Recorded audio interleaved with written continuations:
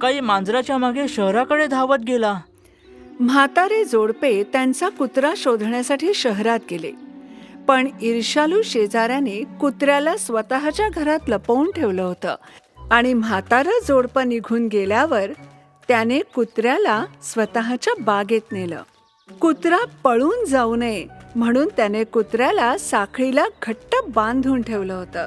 चल हुशार कुत्र्या, तुला खजिना सापडेपर्यंत खणून काढ, नाहीतर तुझ्या मालकांना तू पुन्हा कधी पाहू शकणार नाहीस. मॅक्सने खिन्नपणे वास घ्यायला सुरुवात केली. थोड्या वेळाने तो थांबला आणि सतत भुंकायला लागला.